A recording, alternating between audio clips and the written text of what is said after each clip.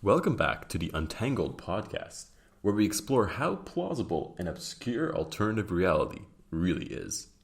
Today, we're taking a trip to North America and aiming our cameras at arguably the most infamous cryptozoological creature on our planet, the Bigfoot or Sasquatch. Who is Bigfoot? What is Bigfoot? What's the best evidence? And can it convince you? And as always, before we head in, please drop a like, drop a subscription, and stick around for the ride. It's a pretty fun episode, so I hope you'll enjoy as well.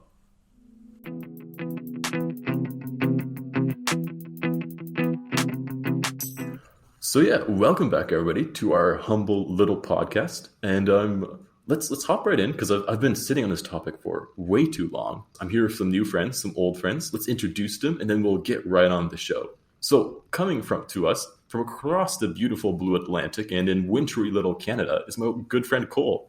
How are you doing, Cole? I'm doing great. Thanks for having me, Simon. Yeah. How's life been? How's life been? Life has been very busy. As you know, in Canada, it is cold, and I run a heating business, so I've been working very hard. Yeah, I knew we were trying to get your availability booked. We were talking to your agent and everything, but it took us so long to nail down a date. Yeah, my agent, my manager. Sadly, that's all me. As also, I'm on those three positions as well. So the struggle of a small business owner, right? It's crazy, man. Yeah, but I'm sure you'll lend some of your more Canadian expertise, your rugged nature, knowledge to this topic, which you don't know what it is at all yet. But Han does know what the topic is. I'm not going to ask him to spoil it yet. But Han, say something about yourself. Introduce yourself too. What have you been up to lately? Hi guys, I have been working basically. It's honestly same old, and I'm just happy to be here doing a podcast, which is more interesting than what I do during the day. Oh, that's depressing, I guess. But then again, I can't say much more because I myself am Simon, and I've also just been working and doing not much beyond. How is that researching. depressing? It's just a glowing review of the podcast. That's true. It's so much more interesting in your work life, right?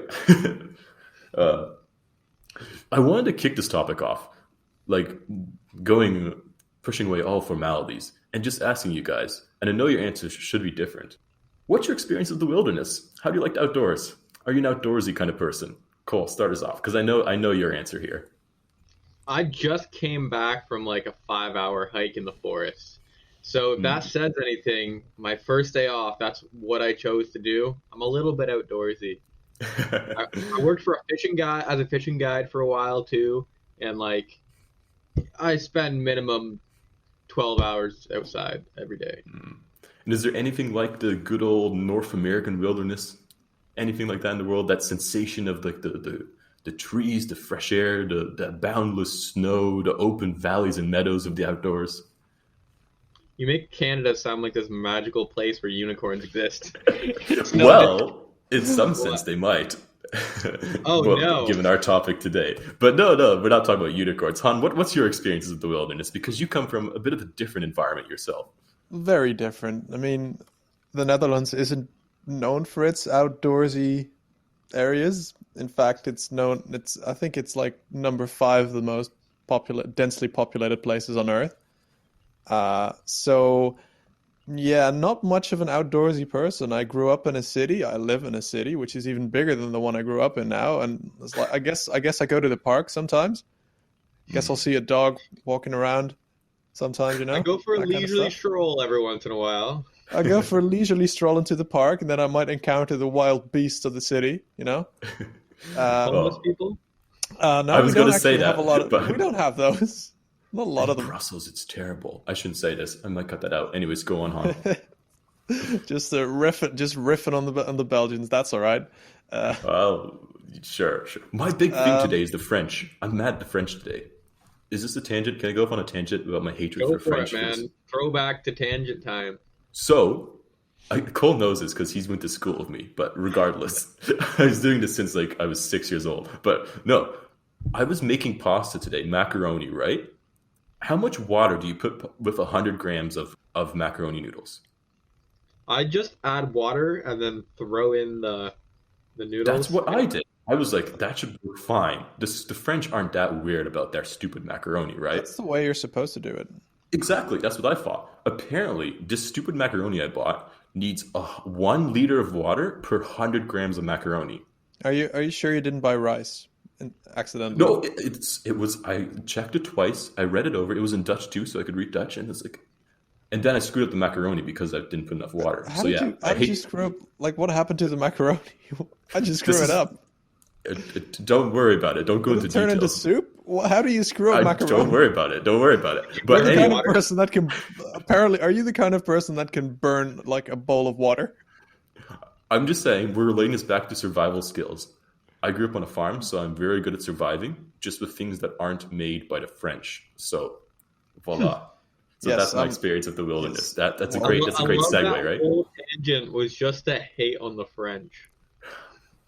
It's a momentarily lapse in judgment. If any French employers of mine for the future are listening, this is just for the single week I'm hating on the French. Next week it'll be like the Dutch or something. Oh yeah, like, I'm slightly outdoors, but I also hate the French. I walked in the street today, and you know what I saw? A Frenchman. Oh, that's terrible. Terrible. I should be quiet though, because I live with like 4 French roommates. But regardless, yes. They don't speak English anyway. It's okay. Yeah, c'est très bien, you know. I don't know. Anyway, where were we? Where were we? Yeah. Icebreaker. What's the weirdest thing, most unexplained thing you've ever seen in the wilderness, Cole? Kick us off. I saw a big cat yesterday. We have mountain lions around us, don't we? Yeah. I was driving home last night from work. And this big cat ran in front of me, and I was like, "Wow, that's definitely not no house cat." It was like a mountain lion or a lynx or something. It was big. It might have been. I guess coyotes are smaller, right? But not really a cat either. I know my coyotes. True. But have you ever seen anything bigger than a big cat, Cole? Not really. Nope. I'm not. No. Do you think anything bigger than a big cat could exist in the wilderness around us? You're doing a very great job of doing a build-up to ask me if I've seen a Bigfoot before. Is that what we're getting at? That's exactly what we're getting at, man. That's where we're going.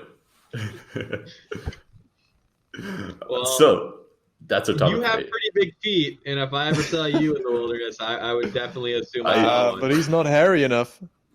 Thank you, I guess. Yeah. Well, I mean, in Canada, you call him a Sasquatch, right? A Sasquatch? It's a regional thing. So. I don't think they call them by Sasquatch. I think it's still known as Bigfoot. I'm not sure, but you're right. Every region across the world has their own name for it. Yeah, you'd think the Canadians would call him like Grand Pied or something. I think Sasquatch is... Well, the thing is, it's not in, like, Quebec, basically. It's the main sightings have been in Canada, around Vancouver, Alberta-ish area, stuff like that. But now that we're at that topic of a Bigfoot, what we always do in this podcast, how we structure this podcast topic, is we always, first off, give our initial impression of how much do we believe is conspiracy or mystery. And then afterwards, I or Han or anybody else tries to convince you that it exists more than you think. So, just pure instinctual belief. I'll start with Han. How much do you believe in the existence of the Bigfoot or the Sasquatch, the North American wild ape man? Am I allowed to do decimals? You're not going decimals on me, are you? I am going decimals because I feel like it's not as low as a 6, but it's not as high as a 7.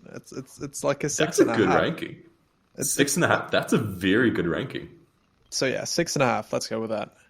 Okay. What about you, Cole? How likely do you think that a Bigfoot exists somewhere around us, either in California, Vancouver, or even next door to you in humble little Delhi? See, that I would say a 3. I'm pretty low on that scale.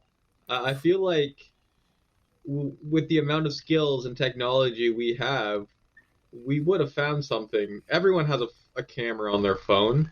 If you saw something, you could take a picture of it. There would be more evidence out there if they actually existed. Who says there isn't more evidence? Mm-hmm. I mean, I guess we're going to listen to Simon's tangent here, or rant, and see if he can convince me. I mean, I brought some pictures, I brought some videos, and I mean, one of them has Han convinced up to a 6, which is very good, because, you know, Han is somewhat of a skeptical man himself, right? Sure. I will say, sometimes when I research these conspiracies, the more I research, I'm like, yeah, the more this is insane. But the more I was researching this, the more I was like, there might actually be something here, which is kind of like unexpected for me. So I think there's a pretty convincing case to be made It's here. definitely not the least plausible theory that we've discussed here. Are you referring back to the Trudeau one here, Han? No, I wasn't referring to the one that Paul McCartney got cast as a body double, which is, I think, even less plausible. See, it's also a tough one because like I took a bunch of anthropology classes in university, and they really focus in on that stuff. Not like Bigfoot, but they focus in on like hominids and stuff like that in different areas. So like it makes it somewhat believable. But then also at the same time, I took a class in the conspiracy theories in university, and it really helps you break down from a social perspective of why these things exist. Well, I mean, do you believe, kind of like as another icebreaker, do you believe that any undiscovered big animals can still exist on the planet today? Well, possibly in like areas of like the rainforest or the ocean, because let's be honest, new species are discovered in both areas every day. Yeah. And it wasn't until like 2012 when we discovered that giant squid exists. 2004 was the first video, and 2006 was the first one we like captured per se. Yeah, which was kind of insane. Yeah, considering something that big lived right on our nose, but also it's different. That's a body of water. Humans don't inhabit the body of water. We live around it, right? Versus we would be living close in proximity to Bigfoot if that's what you're talking about. Well, I mean, there have been big animals which have taken a long time to discover, time-wise speaking. Like, for instance, the Komodo Dragon. When do you think that was first discovered? I'd say like 1970s. Han, any guesses? It's got to be earlier than that. It's got to be like during the age of Darwin and like biologists traveling around the world and looking at crazy animals. I'm gonna go with like 1860, 50 or something. You're about equal distances apart. It was 1912 was the first one was discovered. And I mean, that's not the only insane thing. When was the first big panda discovered, or giant panda? Aren't they like a symbol of China for decades, for centuries? For decades, yes. No. Like 1850s, 1800s, like somewhere in there. And any guesses, Han? I'm not bringing this example up for nothing. Well, 1960. Let's say 1960. 1960? Okay. Sure. Why, you're saying decades. You're leading me on here. The first living specimen was captured in 1936. Damn. That's crazy. When do you think the first chimpanzee fossil was found? Fossil? Yeah. How does a fossil relate to this? Because, you need fossil evidence to prove something exists, apparently. So, but chimpanzees have been known to exist for a long time. Right. I ignore that part, but... Isn't a chimpanzee like more a species than a specific animal, or am I saying something really dumb now? It's a specific animal. I think it's... Is it a specific animal? Yeah, it's a monkey. It's a chimpanzee monkey. Have you not been to the zoo? I haven't actually. There's other types of chimpanzees and just one chimpanzee. It's like a human, right? But the first fossil was discovered in 2005. And there's never, and I quote, never been discovered a Homo sapien fossil. So, I mean, there's a lot of evidence of things taking longer to be discovered than that should have been discovered, especially in anthropology, which, as much as you have some kind of background in Cole, it's a very flawed science to begin with. Oh, I agree. On that point, I'm going to share my screen real quick. We'll narrate the pictures. Look at how big that monkey is. Did you know that monkeys are actually huge? Like orangutans are like the size of a human. Gorillas are like double the size of a human. Big monkeys exist, and big apes are what a Sasquatch is. True. Very true. Also, the beginning of your argument was North American. North America is a lot different than the places where big apes inhabit. But there have been history of primates existing in North America. There have been two species of primate that have existed in North America. Theoretically, people theorize that from that branch, it's branched off into the species which we now know as the Bigfoot or the Sasquatch.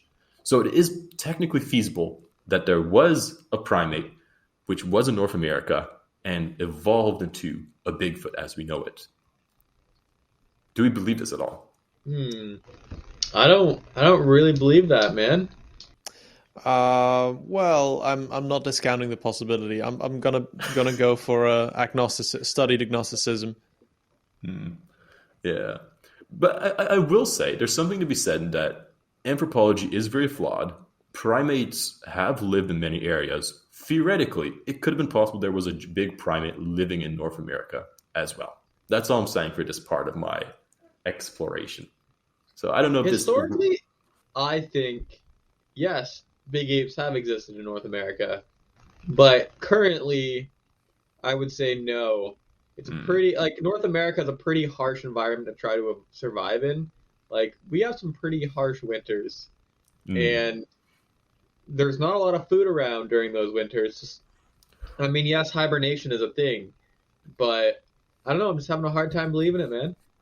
I mean, on that note, people have said that. Skeptics have said that before. And there are responses to that. Like, the gorilla has been observed on the top of mountains, basically. They climb to extreme heights in snow. They can live there. Well, they're pretty furry. Yeah. And the Bigfoot, it's known for its fur, right? Yep. It's even furrier than a gorilla. Yeah. And on the other hand, a lot of Bigfoot sightings have come near lakes and rivers where they can fish. And fish are pretty nutritious, and they do have a lot of nutritional value. There's also theories that they might eat some kind of moss or something, which is enough to sustain big animals like a gorilla. So it's not impossible per se that a big ape could survive in North America, not even looking at a Sasquatch or Bigfoot. Or do you not buy this at all? I'm just an amateur anthropologist here making stuff up about animals. You're a political scientist turned very poor anthropologist. Okay. Wow. Insult me a bit more. But I mean, if we're leaving the sciences behind us, the next place to go to is the social sciences, is it not? And did you know, Cole and Han, that Bigfoot has played a pretty prominent role in indigenous cultures for a long time? So especially in Vancouver, a lot of the First Nations tribes that live there have many totem poles which depict a big ape-like creature. That mask, there's even a mask that people have. I have it on the screen right now for those watching along with us. But there is a mask which looks distinctly like a gorilla, which was made hundreds of years before any settlers ever arrived, before any of these First Nations tribes ever saw a big ape.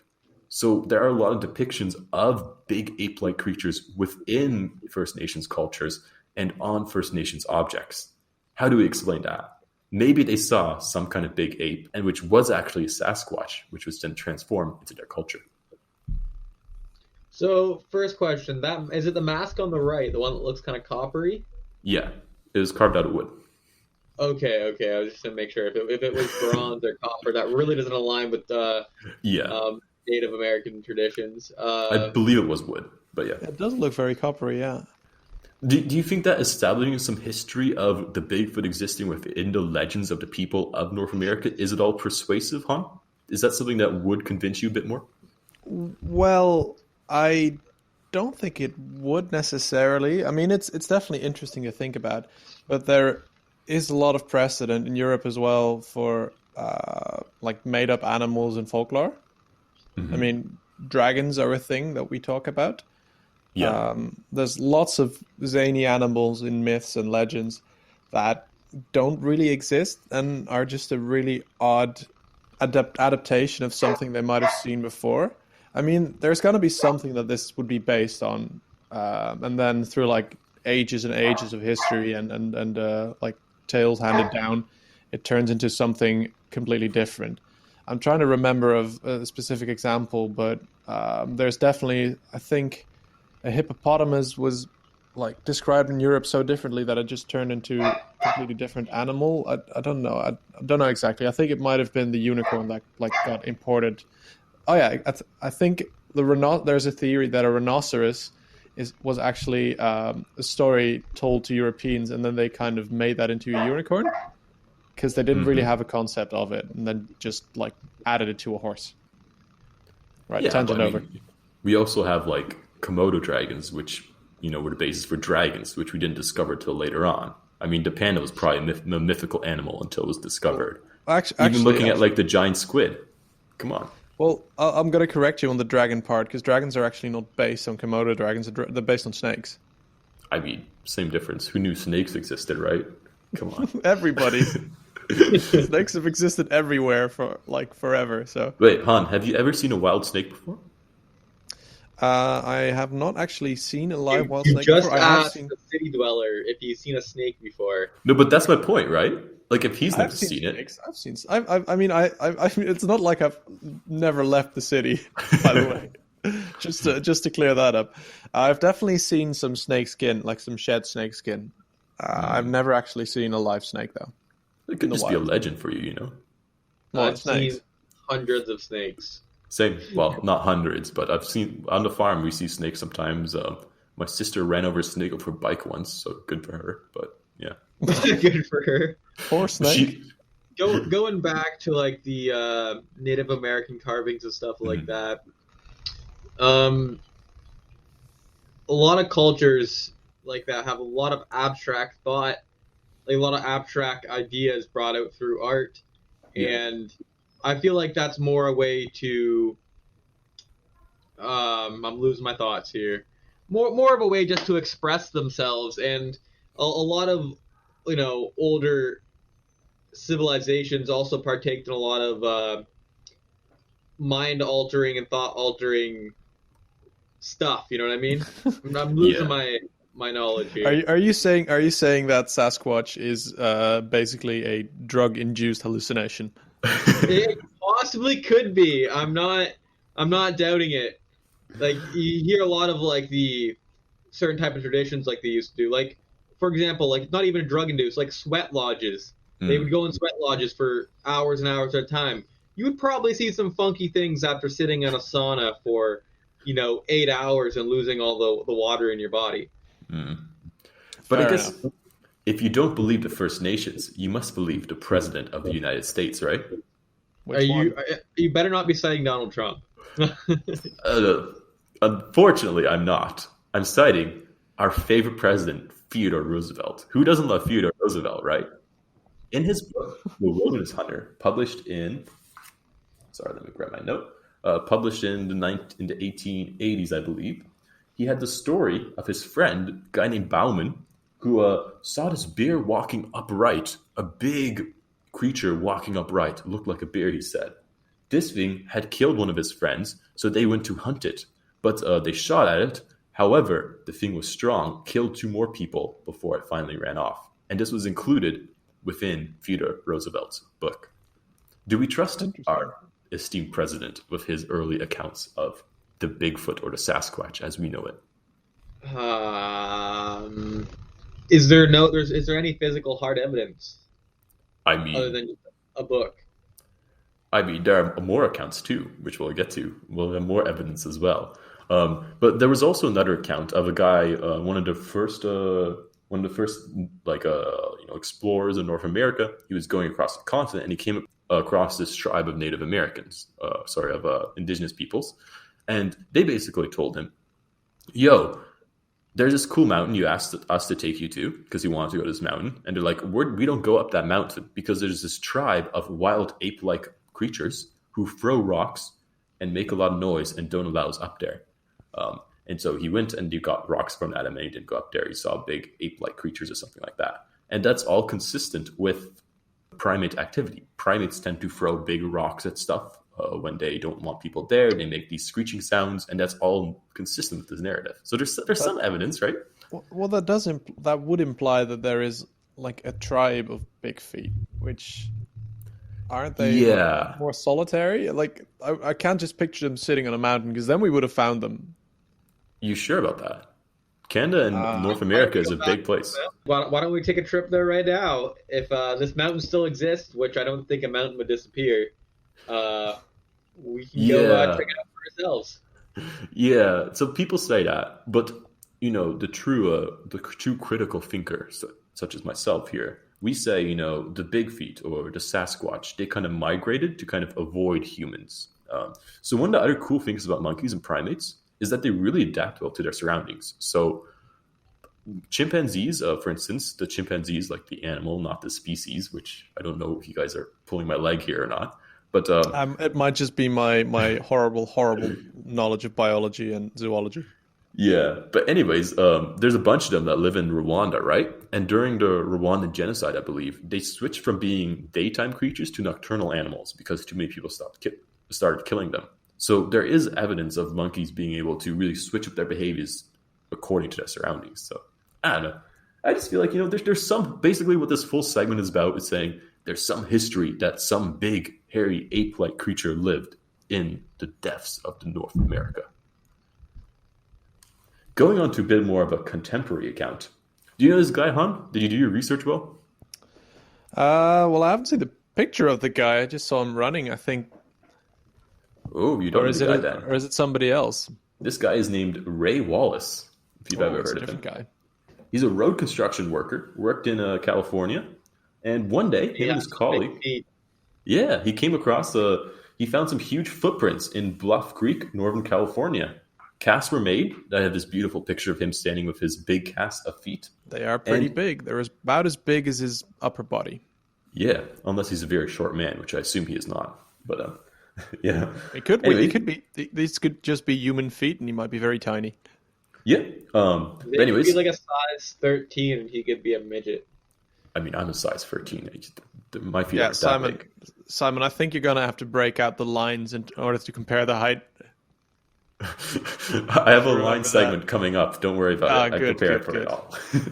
But no, regardless, casts were made and they were declared genuine by experts at the time. This was in, I think, the 50s. And keyword at the time. I'm going to finish this story too. And this actually was the first time the word Bigfoot was used in newspapers. So this is more some history, right? So do you guys kind of believe this count? Do you think he's just a cool road worker guy who saw some big footprints and, wanted to spread the word about some endangered animal living in the Californian wilderness?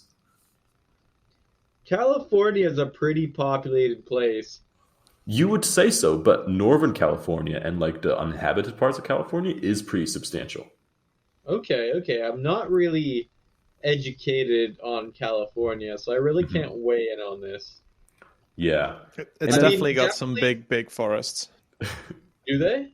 Yeah. Yeah, they do. They've got massive pinewood pinewoods. I don't know. They've got those like the biggest tree in the world was there at some point, I think, as well. Yeah, but even more inland, it's kind of like an extension of like Oregon and like Colorado and those forests. They kind of spread inwards too towards like Northern California, which is a pretty substantial place. Okay, so if we were talking about the possibility of a Bigfoot existing in California, I'd say it would be a lot higher than North America. Oh wow! just because the climate. True. True. There's a lot of like different factors that would play into it. They just don't have the harsh winters. I guess so. Yeah. Anyways. You guys were correct in saying maybe this is a bit fishy because when he died in 2002, his obituary revealed that Wallace and his co-workers made these footprints. It was actually just a big thing they had fun doing all over California. So yeah, the reason why it was so convincing is because he was a road construction worker. So he got to travel around all these places and he used like his big truck to like really press these footprints down because he had like this huge mole or something, which he had in the back of his pickup truck. So... yeah. Pretty clever. Yeah. But then again, there were some anti-truthers or whatever, which claimed that his molds were fake and his family was just trying to cover up the Bigfoot conspiracy. So, you maybe want to believe those guys, huh? I don't know if I do. Anti-truthers, it sounds bad. No matter how you twist it. Yeah. But yeah, and then there's another cool one. This guy named Albert Osmond. He was a gold prospector in BC. In 1927, he claimed he was kidnapped by an adult male Sasquatch.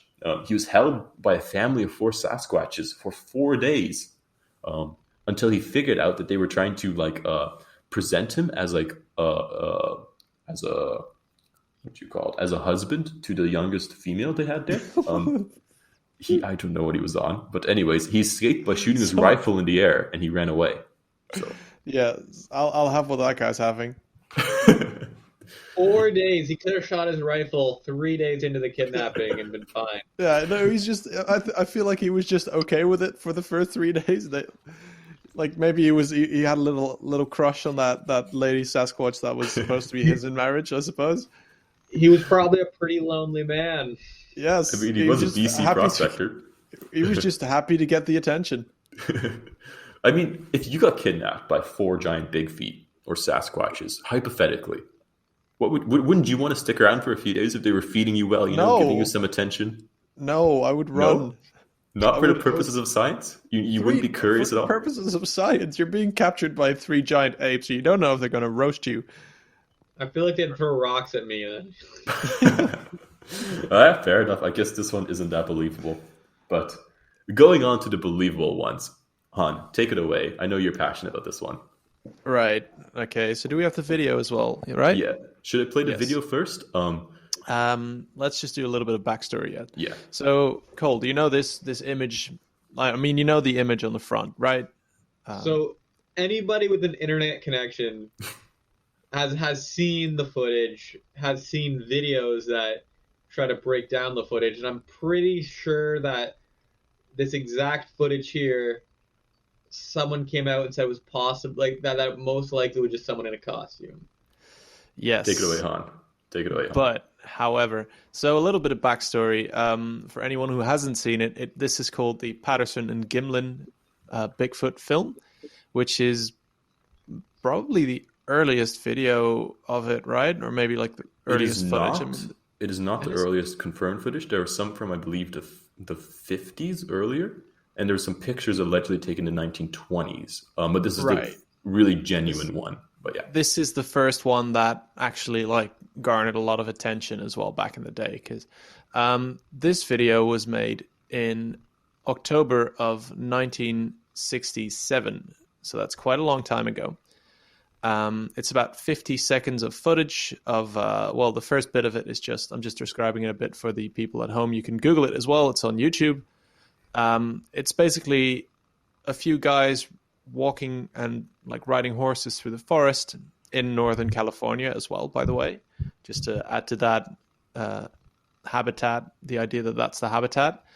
And they're just riding horses, and they got some shots of countrysides and stuff. And then suddenly they see this figure moving across from the river, and they run towards it and they film it for about 20 seconds, I think, is the footage. Yeah. And that went absolutely wild. Patterson went around the world with that footage, showed it to all kinds of scientists, and didn't always get a bad reaction. Like, a lot of scientists didn't even want to watch the footage because the whole idea was so preposterous that I didn't want to even indulge in it. But there are a few examples of primatologists that have looked upon it more seriously. Probably the most famous example is John Napier, who was at one point the director of the Smithsonian's primate biology program. So not just a random dude in a university, and there's a lot of those too, believe me, who has, even though he himself eventually came out and said he didn't believe that it was true, he definitely noticed some distinctly non-human aspects to the creature's gait, and, definitely conceded that if it was real, if it was a hoax, it was a really good one. Brilliant hoax. So, what do you think about it, Cole? Have you seen it? Should we play it first? Yes, I have seen it. Now, wasn't Patterson there running like a failing film company or something like that at the time, or like he was? Well, and then, is that not true? I don't know. I remember reading into this because I'm an internet sleuth. I see something like this and I'll just research it. And it's been a while since I've researched this topic, but I thought Patterson was failing in business or whatnot. Plus, if you look at the time period, why would he have a camera readily available at that time? That a camera wasn't exactly a normal thing to carry on you. There is a reason he was carrying the camera. So Patterson wasn't running a failing film company necessarily, but he was filming a documentary about Bigfoot at the time. which I think it was like an fictional kind of thing that he was doing, with him playing a prospector and then Gimlin in a wig playing like a Native American guy in like Northern California. It's pretty odd, but that's the reason they had the camera, and the camera is really expensive as well because it was the 60s. You don't get those things anywhere. So again, a failing film company. I guess so. No, I was going to say, I think the one thing that is kind of credible is just how the thing looks, in a sense. Like, as Han was saying, one of the things people were surprised at, like, don't you have this quote, Han, from like somebody who was involved in Planet of the Apes and was like, we couldn't even make a costume that good for a movie production? I was getting there, yes. So we were, first of all, there have been scientists and primatologists who have conceded that it might be possible, that it might not be a hoax. A lot of people have come out and said that it's inconclusive, that there's really no good way of describing it, seeing whether or not it is actually a hoax, which means that it is a really good one at that. So if it is fake, that suit is really good. And I don't know if you've watched the first Planet of the Apes movie from 1968. Have you, Cole? No, I haven't. Right, so I don't know. You didn't get any pictures of that, did you, Simon? I didn't. I didn't want to scare myself anymore. Exactly. So if you look at that, those are ape costumes from a pretty big Hollywood movie at the time, and they are not even close to being as realistic as this one. They actually showed this footage to a Disney exec, and he claimed that their studio would not have been able to duplicate anything like this. And the guy that did the special effects and makeup for Planet of the Apes and actually won an Oscar for it, John Chambers, actually denied that it doesn't believe that it's a fursuit, and if it was, it would be something like way ahead of its time. Incredibly good. One other thing I'd like to point out: if you watch this film closely, you can see it has breasts, which is a really weird thing to put on a monkey suit to begin with. So it is a female. So I think if right here you can see, looking at the important parts. I just say you would not make a monkey suit with breasts, especially back in the 60s. Does this convince you at all, Cole? Are you still a bit skeptical? Are you still a bit trying to take down those hoaxers? I'm still gonna stay on the side of trying to take down the hoaxers. This is some pretty old evidence, which I'm not Googling anything, but I'm pretty certain it's been debunked. It's never been officially debunked, I will say. There are people who say there was this conspiracy going around. Sorry, a conspiracy about a conspiracy. Some fake news story going around that apparently they say Patterson admitted it was faked, but that was just some fake news from when he died. It was never officially reported as a hoax, and nothing has ever been proved about it as a hoax. Okay, well, on this little sliver of evidence, I'll stay neutral on it. I won't say if it does or does not exist. Okay. No, it's you gotta admit that if you look at this footage from the 60s, right? This is if it is a hoax, it's incredibly well done. That's what most people are saying as well. It's really hard to actually pinpoint whether or not it is fake. There's no real way you can see whether it is a costume, even if you zoom in. Which, I mean, you got to give the guys props if they did fake it. That's some high quality bullshit right there. Yeah, you know what? That would be some high quality bullshit. Now, here's a counter argument. You have a camera, you see a Bigfoot in front of you. Could you not just walk up beside it and take a picture of the footprints? They did actually. They did take footprint recordings. Yes, there are footprint. They did take casts. Yeah, for sure. Yeah, and the footage we're showing right now is the stabilized footage. If you search up the original footage, it's really janky and it seems really genuine, the kind of interaction they had. It does seem very much like some random guys walking across a field and just seeing something interesting. But yeah. I'll stay neutral on this evidence. I'll take a neutral. I think that's a good victory for us, right, Han? On the 5+ side. Yeah, exactly. I mean, you started off believing it was a 3 out of 10, so neutral is at least a 5. So I think we are putting words in his mouth. Like a 4.5. I'd say I'm 4.5. How is that neutral? A 4.5 is just a flunk. You failed. Well, like to me, like a 7 was like pretty dang high. You don't see a lot of 10s, So like I'd say like I have a pretty weighted scale. I'd say. Okay.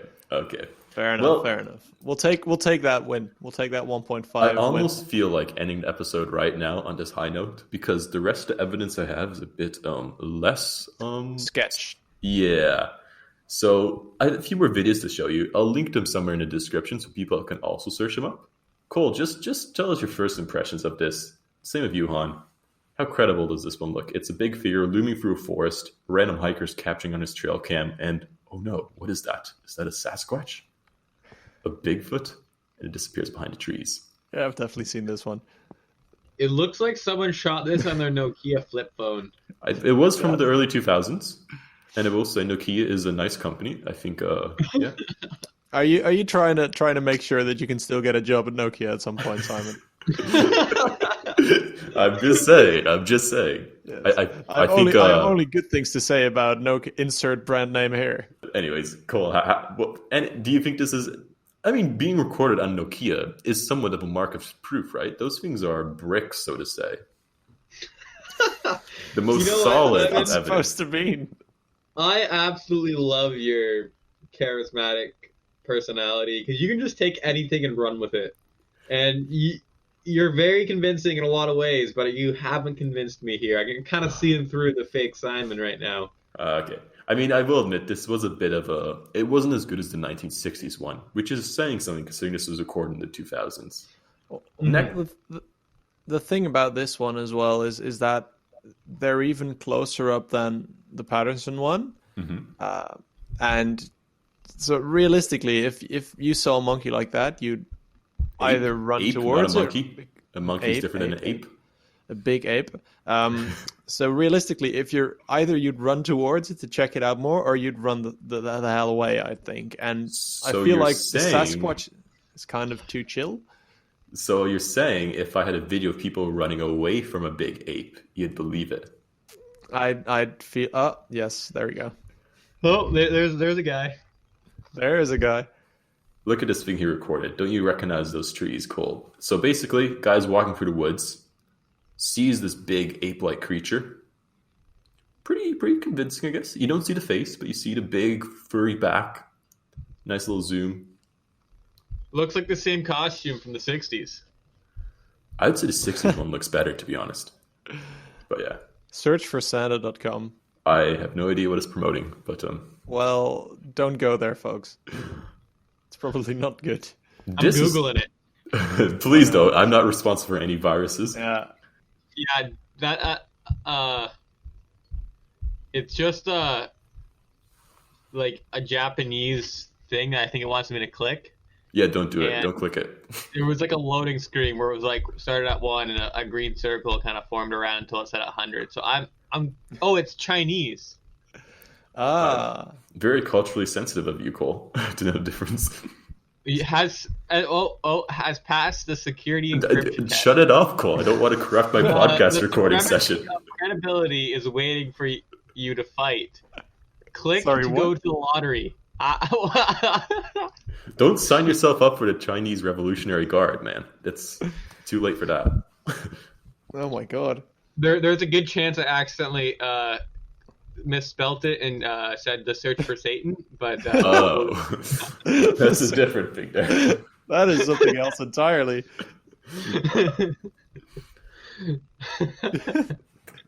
Well, we haven't found Santa yet or Satan, but maybe in the future. Do you think, just off topic, do you think Santa is like a conspiracy theory in a sense? Ooh, that's a good one. It's the season, right? It's not. I think it's more of So I don't know. What do you think, Han? Santa's not a conspiracy. It's not a conspiracy theory. It's an actual conspiracy. That's the fun. That's actually the fun part about it because we have in the Netherlands we have like the OG Santa basically. Mm-hmm. Like you guys took our concept and ran with it. Yeah. Classic North American stuff, you know. Yeah. So you gotta realize that it is a massive conspiracy because all the parents are conspiring against the kids and telling them that something exists when it actually doesn't. So in that sense, it is a massive, like one of the biggest conspiracies there is. Along with the Tooth Fairy and Easter Bunny. Exactly, yeah. I mean, it's benign, but doesn't mean it's not conspiring in a sense. I consider Bigfoot a bit of a benign conspiracy, to be honest, because I mean, it seems to be just like a lonely creature living on Teddy the... Roosevelt. Didn't Teddy Roosevelt say that like he killed a bunch of people after being shot at in self-defense? It just seems seems like Santa killing people in self-defense. You know, Santa ran. What was the song, Cole? Santa ran over Grandma and a reindeer, or Grandma got run over by a reindeer. Grandma got ran over by a reindeer. What the hell do you people smoke in Canada? Like the Good highest stuff. grade Kush there is. So another interesting little segue off this. Yeah. If you want to look at kind of Sasquatch, look at some of the evidence they have from the Vietnam War. Mm-hmm. They have a lot of little tidbits of information where gorillas would run into primates out there that'd be throwing rocks at them.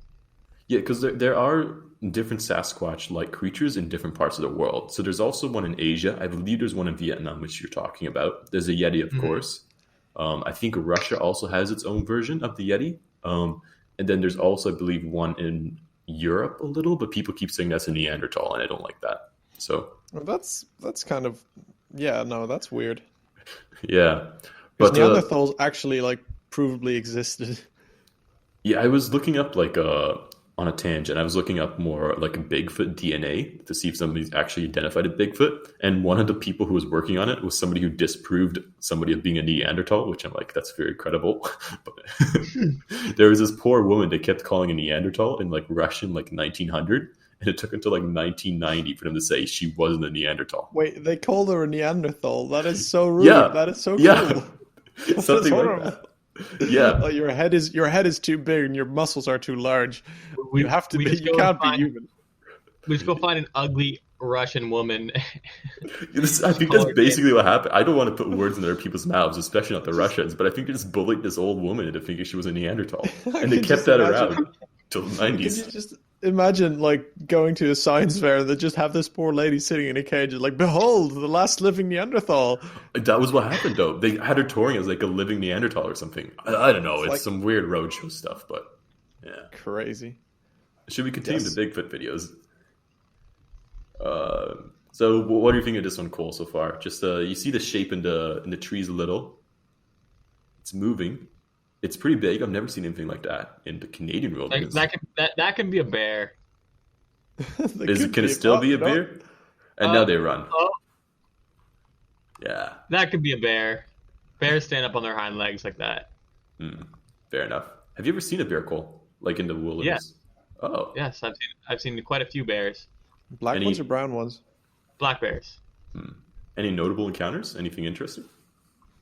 I've seen a couple up north near Huntsville area. Nothing too like crazy. You just see them in passing as you're walking through. Or like one time I was on a quad and I seen two running through the forest away from us. They're pretty skittish animals. Yeah, I remember a friend of mine from Canada told me at one point that she's like 14 and walking to like in a camp in the woods out somewhere. She went to the bathroom, which was 5 minutes walk or something, and when she was walking back she just ran into a black bear, and she's got like it scared her so much that she just yelled, and then the bear just got terrified and ran away as well. That's actually a very effective strategy against black bears, is just yell really loud. But you're not supposed to do that against brown bears, right? Because brown bears will attack you if you yell, right? That's the thing, right? If you yell at a brown bear, they'll attack you. Yeah. You have to be sure of the color. So if you're colorblind, you're doomed. You just gotta guess. Yeah. Well, isn't it? Aren't you supposed for the brown one? Aren't you supposed to just lie down and play dead and hope it's not hungry? Yep. But with a black one, if you do that, if you lay dead, don't they attack you? Right? Isn't that the thing? I'm not sure on that part. We shouldn't be spreading misinformation here, but well, you definitely have to yell at the black ones and play dead for the brown ones. That is not misinformation. That's or true. the other way around. No, it's No. true. No, it's definitely this way around. Yeah, okay. Stop trying to like poison the well. True. You might get somebody killed, Simon. That would actually be terrible. I apologize. For anybody in Canada, please listen to Dumb About Beers. I do not know anything here. Should we watch another cool little Bigfoot clip? Yes. I think it's playing right now. Give it a second. Oh, this one I really liked. Because there's this family in Alberta somewhere walking, and they come across this random thing in the woods. If you see it here, it looks pretty humanoid. It's big, it's huge. And the video will zoom in a little bit too. Any thoughts on that? Because it seems very innocuous, it seems very believable to me, them just walking and capturing something. It kind of makes me want to dress up as a Sasquatch and go for a walk in the woods. You'll get shot, man. There are people out there just hunting Sasquatches because they know if they find an actual corpse, it can earn them a lot of money. They sold a fake corpse to some researchers for like $50,000. Yeah. Wait, a fake corpse? It was just a guy in a suit. It was just a suit filled up with some other stuff. Some gooey stuff, probably. Yeah. Crazy. There is a fun thing that if you've watched videos from Sasquatch and Bigfoot hunters, they always go into the woods and then they like knock on trees with little sticks to like create a sound, and then Sasquatch would respond, quote unquote, and then they start like do a yell or something. And the funny thing is, then they get the response, but it's mostly, and they're like, oh, it's Sasquatch, it's Bigfoot, he's here, but it's probably just another one of them in like the other part of the forest who hears the knocking and then does the same thing. So it's just kind of a myth that spawns itself and like propagates itself. Did you know, Cole, that there have been, I think, 3 Bigfoot sightings logged into the National Bigfoot Archives in Norfolk County? Actually? Yeah. I tried looking up the videos, but there wasn't really anything there. I didn't include them. But I believe 2 of them were around Port Dover, Turkey Point. You know, they have the big reserve there, right? Yep. So I think that was in the trees there somewhere. Another one was like somewhere in the middle of like, I guess closer to like Valley Heights, somewhere in that region. So, I mean, you could see a sighting and report it.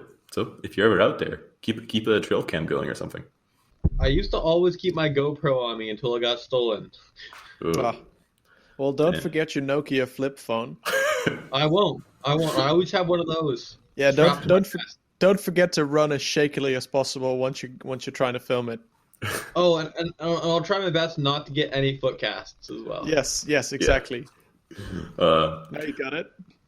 I mean, I'm showing some pictures of footcasts right now, now that you mentioned that, Cole. So the interesting thing about the Bigfoot feet is that a lot of them are very detailed in what they look like. So if you can kind of see how the feet are kind of formed, you can see distinctly kind of like even like the little pressure pads on the feet of some of them being in the prints. And those are things which are really, really difficult to fake, if anything. So, you know, like when you step into the ground, like not your foot is not completely even, right? And there's little soft spots. And you can see those in some of these Bigfoot footprint casts, which is very believable. Not in the third one. That just looks like a slipper. I mean, some, not all casts are created equal. But yeah. So there's a lot of feet evidence. There's a lot of people studying the feet prints and everything. It's a bit mathematical and a bit too, I don't want to call these people anything they aren't, but yeah, not for me. But I do think there is a lot what they're saying is that they can find a lot of similarities between feet prints and that there are some credible footprints out there. And they even have footprints taken at different places which come from the same feet in different years. I'd say that's a huge coincidence. Could it not just be that they have the same mold, that somebody just buried it somewhere? I may have thought about that too, and the fact that they were both taken in the same state, relatively close to each other, either proves that the person didn't go far or the Bigfoot is living there. And I choose to believe the latter, because that's a simpler explanation. But it might have just been the same guy that realized that it just went out to like try to convince us more by doing the same thing again a few years later. Yeah, I guess so. I mean, kind of part of me, I still wish I was a child and I could team up with some friends and do this, like to screw around my like neighborhood. But you can still do that. I'm You can sure. just go out in a random park in Brussels and like leave a big old In Bigfoot recent footprint. news, Microsoft employee arrested for trespassing. Wow. Sure. Sir, what are you doing on our lawn? I'm just laying down I'm trying to find some Bigfoot footprints. Sir, this is a private property. Could you please leave? Sir, this is a city in Brussels. God. A city in Brussels. It's not that big. I mean, it has its own districts. Come on. That's true. My next piece of evidence, there's some pictures. I didn't have too many pictures listed, but here's a really nice one. So this guy was on a mountain. He was just, mountain climbing. He does this every day, apparently. There's this cool video of him narrating it. It's an old Southern guy, or no, this is in Colorado, but the typical American guy who's like, oh, I climb up to the mountain every morning. But yeah, anyways, he climbs up. He sees this thing. He thinks it's a rock, but it starts moving. Turns out to be a nice little Sasquatch going away from the mountain. Nice scenic view. But did he get any rocks thrown at him? He did not. The thing just kind of left. Anyways, if you look at this, one of the cool things about... There's the lines, ladies and gentlemen. We got the lines. Yeah, so it's become a kind of a running joke that I like to put lines on pictures or find pictures of lines which mean nothing, but they do mean something. So the cool thing about Bigfoot is that a lot of the pictures of Bigfoot do line up with previous pictures of Bigfoot. So like the body size, like the proportions, that kind of stuff. Because Bigfoot is known for having longer than normal arms, a pretty big behind, and also like a pretty distinctive walking gait. And this picture has all the same things as the Patterson-Gimli tape. So if the people watching with me can see the picture I have up now, there's a picture comparing a shot from the Patterson-Gimli tape as well as one from the incident I just described, and lines kind of can be drawn and kind of confirm that it is a similarly sized ape or primate. Mm-hmm. No That's applause true. for this Okay. grand discovery. It lines up. See multiple pictures, as Han once told me. Is this Simon's new favorite line? It lines up as he puts an image on the screen with a bunch of lines on it to try to prove something. So Cole, I don't know if you watch soccer, but last time, so that you have the VAR lines that are being drawn by the video ref, and last time we were joking that this is Simon's application to get that job, just putting lines on a still picture. I think there's something to be said, though, that it's weird how different people would fake a distinctive body mass every same time. Because this is something, right? It's not just a bear, right? It's a conspiracy theory, man. I don't know. Actually, it's not. It's cryptozoology, but... Yeah, I'm a cryptozoologist. Come on. We're branching out. Have you heard of the Bigfoot mapping project, Cole? No, I have not. Basically, all these dots correspond to different sightings of a Bigfoot. It's not just one case. There are literally thousands in the past years. The red ones are ones in this decade, so the 2020s. I believe the bluish ones are from last decade, and so on backwards. So I have a big map up of the image of the Bigfoot mapping project. You can Google that URL. It's not going to give you a sketchy link to join up for the Satanist army as Cole experienced, but yeah. And if you also will notice, especially on like the West Coast, it kind of follows the same kind of place where you can see traditional wildlife like bears and stuff like that. So you just disproved your point. No. As in, you'd assume a big ape would have the same migratory patterns as a bear. Okay. Right. There's no correlation between bears, being mistaken as Bigfoot. Maybe once or twice, but like I'm confident in saying the thing on the Patterson-Gimli tape was not a bear. I'm just wondering. I'm confident saying it's not a bear either. I'm just very yeah. It's not a bear. That's definitely not a bear. Maybe it's a bear in a monkey suit. In a gorilla suit. Have you ever thought of that? Nah. I'm just wondering, looking at this map, what kind of goof saw Bigfoot like in Miami?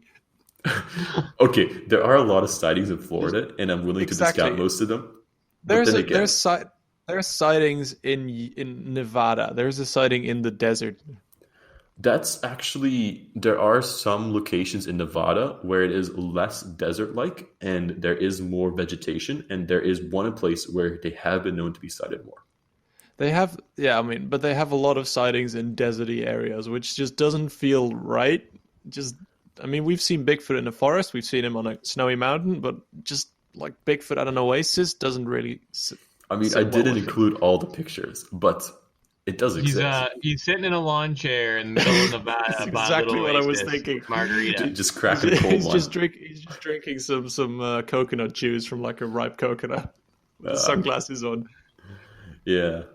But I mean, does the amount of sightings not tell you something? It tells it that people are paranoid. It's the States. It shows that people want to believe desperately that there is more than just what they read in a children's book, I suppose. You know what? If the States have so many guns, why haven't they shot one yet? The thing is, the thing can take a shot or two. That is a good point. The thing can take a shot or two. There have been reports of people shooting it and it's still being able to run away. Like, it's like a big animal, right? Those things are strong. But don't they just go into the woods with like an AR-15 or something? Yeah. I don't know. I'm not a hunter, Cole. You've probably hunted a bit more, but I don't think it's standard practice to take an assault rifle to shoot it like a moose. Yeah, but this is also the States we're talking about. They take ARs in the schools. Yes, this is exact. But you got to think about this. These are Bigfoot hunters spotting Bigfoot, and they know Bigfoot can take a shot or two. So why would they not just take like a sawed-off shotgun or something? They do. They do. Yeah, it's not going to be able to take a shotgun blast to the face, is it? No. I guess, but I mean, on the other hand, Bigfoot is kind of like elusive. Like, it does know how to hide well. And there are many Bigfoot researchers, and many of these sightings are done by more benevolent people. But the Bigfoot Mapping Project is affiliated with Cliff Barackman, I believe, who's he's a really big Bigfoot advocate, and I think he's also affiliated with a few productions on it, as well as running, I believe, being affiliated with the Bigfoot like museum or something they have. But I watched like a few of his videos, and I took a picture of that too from his stuff. And he's really credible. He really does seem to present a good tale that there is maybe some ancient ancestor of us, some other primate who happened to somehow be living in the U.S. who people just happen to see. Like that man, like Barackman, he does go around and get cast a lot. He does have a lot of calls from people who just run into the thing while they're like driving along the road, much like how you ran into your mountain lion the other day, Cole. Mm-hmm. So I think a lot of these sightings are made more by benevolent people who aren't out there to kill it. But yeah, because it's kind of sad that the one thing we all want to prove that it's real is a dead body. And that's kind of morbid, I think. It's also just the rule of cinema, isn't it? If you haven't seen the body, you don't know if it's dead or even exists. Yeah. Most conclusive proof you can get. Mm-hmm. But then again, it's also like people are like, oh, why aren't there any fossils? But it's like I was saying earlier, there aren't any human fossils either, right? Nah, but why aren't there any bones? Are there bones? I mean, there's a lot of factors. Like, I think where it lives doesn't bode well to their bones being discovered. Like and even if you look at primate bones we have now, it's kind of hard to find them in the wild because, they just die and they decompose real quick. Mm-hmm. Yeah, but the bones don't decompose, do they? And what my theory is if there's more than one and they're kind of like primate-like, they might be advanced. They might like bury their dead. They might like have little shrines and stuff like that, kind of like the Neanderthals did. Oh, we're getting with all the big people out there searching for Bigfoot, you would have thought they would have discovered, some digging in the forest. It looks pretty suspicious. They have a lot of prints. Like I'm saying, they do have a lot of like footprints. They have a few pictures. And I'm just saying, it's not outside the realm of possibility. I think that there is some ape-like big creature just hiding in the Canadian tundra or like, the Californian desert, or not the desert, but like the woodlands or somewhere. Maybe like one or two. I've heard people say they're like, oh, there's 50,000 of them. I don't believe that. But maybe one or two. It doesn't seem like the most insane of possibilities. I'm still haven't budged off the 4.5. I'm almost down around like 4.3 now. Wow. I mean, on this note, why don't we give our final rankings? Because I think this kind of ends off my little presentation portion or my little appeal to your judgment to save Bigfoot. Did you know there was a Supreme Court case in Canada Cole, or I think in Vancouver Supreme Court, where some guy was like, "Oh, I have more than conclusive proof that Bigfoot exists, and therefore me to make him an endangered species." And the court didn't buy it, sadly. But yeah, yeah. That is interesting. But Han, do you want to go first? Do you want to tell us your thoughts on what you learned today, and then finally end up with a nice little revised ranking, hopefully, of how much you believe this mythical creature really exists in the world today? Well, I mean, I'm like I said, I guess my 6 is different. My rating scale from 1 to 10 is different than Cole's because for me, like a 6 is an average pass. It's like plausible. So I would say it's still. I don't think it's like I wouldn't be too surprised if it is actually true. But I mean, looking at this Bigfoot mapping project, it just shows me that there's too many cooks around, man. Like, how can you see Bigfoot in New Orleans?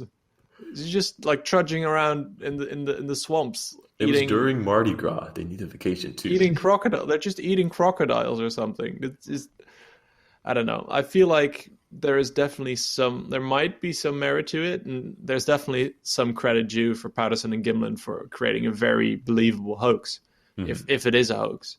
But other than that, I don't know. I'm still gonna stay with that.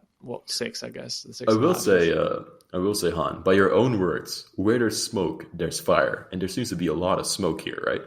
Yes, but I also just told you the story about the people walking around in the woods, like screaming and like doing a Bigfoot call and then getting a reply. True. It's very like there will be smoke if you keep lighting shit on fire. That's true. I like that analogy. I really like that analogy. Don't make him go lower, Han. That's not the point. You're here to support me on this. I feel like how Han's argument at first, he was like trying to convince me, and then halfway through, he's like, "You know what, Simon? You might be wrong." We might be wrong. I always feel like I'm almost too overboard sometimes in presenting these things, because I feel like if you left it at the Gimli Patterson tape, I might have had you a bit higher, Cole. But regardless, Cole, give us your final thoughts. What do you think you learned today? Did it change your opinion of the world, the beautiful wilderness out there? What's your final ranking on this theory? I'd say a solid 4.5. You budged me up a couple points. I feel like Bigfoot's a thing like where if you believe it's true, you're going to see more sightings of it. And you're going to, like, it's a self-fulfilling prophecy, right? So you think it's out there, you're going to start seeing signs of it more. You're going to start seeing all that stuff. That's what all these sightings are, I would assume. A lot of the castings, those are interesting, but like you said, the one guy admitted it to being fake, so all of them could be very well easily faked. That's where I stand. Yeah. Would I be surprised if one was found? Not really. But at this very point in time, do I believe that they exist? I'd say no. I'm just wondering, both of you, kind of like to wrap this all up, what would it take for you to believe it does exist? Would it take like a really convincing photograph or something like a really prominent figure coming out and saying it? Or would you actually have to see one yourself? Or how much of one would you have to see? Like what evidence do you think is missing? Corpse. Yeah. Wow. You or, guys or go just a living specimen, but I feel like that's like very implausible. Did you see the traps they made, Simon? Did you see like the hut, like the Bigfoot traps they make, where it's just like a rickety hut with a gate that just slams shut if you walk into it? It's not. It's like I guess it's a cage. It's like a trap. I don't think I've seen the one you've been saying, but I know there's a place called like the Bigfoot capital of the world, where in the middle of the town they have this huge cage, which is basically some chicken wire around some bars. Like I could probably break out of it. Oh my god, that's right. That's not what I'm talking about. I'm talking about a shed in the woods, and it's got a bit of tripwire there, and then like a gate's just slammed shut. It's just a shack basically. You could capture a human with it pretty easily, which I think it's quite dangerous if you just walk in the woods and you walk into this shack and it just slams shut. Yeah, I guess so.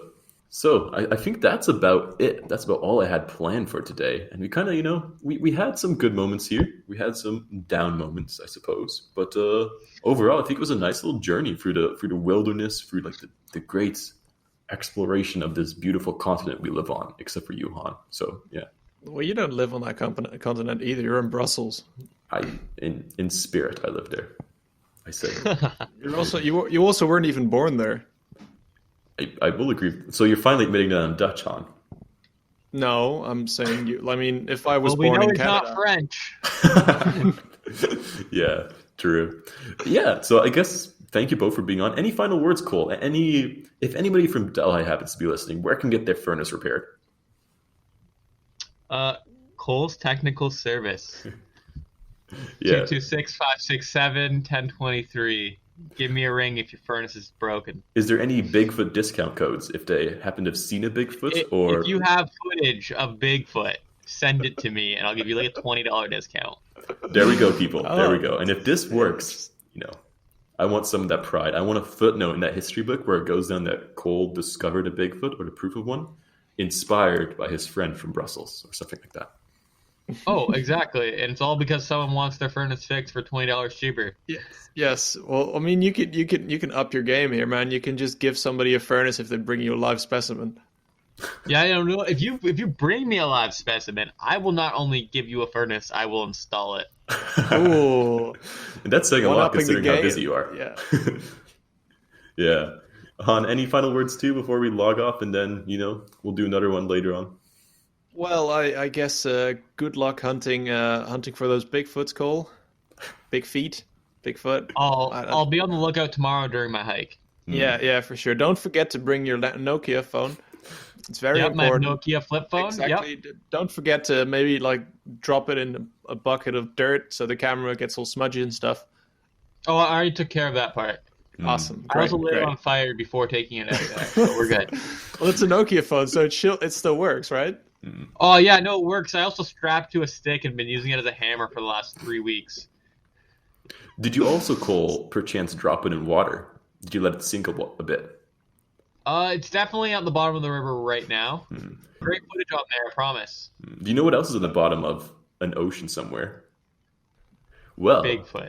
Maybe. But next week, we're going to be talking about the Titanic. So if you want to hear the Titanic conspiracies, tune in to Han and I. We'll have another guest on as well. And, if you want some more sinking feeling in your life, hit us up. We have a cool conspiracy for you there, too.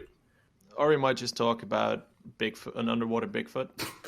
That would be fun. We did say that if there is an undiscovered species somewhere in the world, it's probably going to be underwater. So it's gonna be Bigfoot in a scuba suit. You're right. Yeah, I mean, I do want to do an episode on that in the future too. I was going to do one on what was it? What was the one? And when we were talking about doing the podcast, you were like, "No, we're not doing that." On what was the mythical biblical creature? The one that caused the Kraken. The Kraken, yeah. I wanted the Kraken because it's fun to say. It's just a giant octopus. We're just talking about the giant octopus. It's just a giant octopus. It's a conspiracy. It's cryptozoology at its finest, Han. You got to embrace all aspects of the conspiracy lifestyle. Sure. And if you want to continue to embrace all aspects of the conspiracy lifestyle beyond the stupid political ones, keep listening to us. We have new episodes bi-weekly, and you can catch us again next week. So I guess thanks, guys, for joining in, and we'll see you guys later. Bye. See you guys. Oh, bye, guys. Thanks for having me on. Yeah, no worries. Thanks for being on.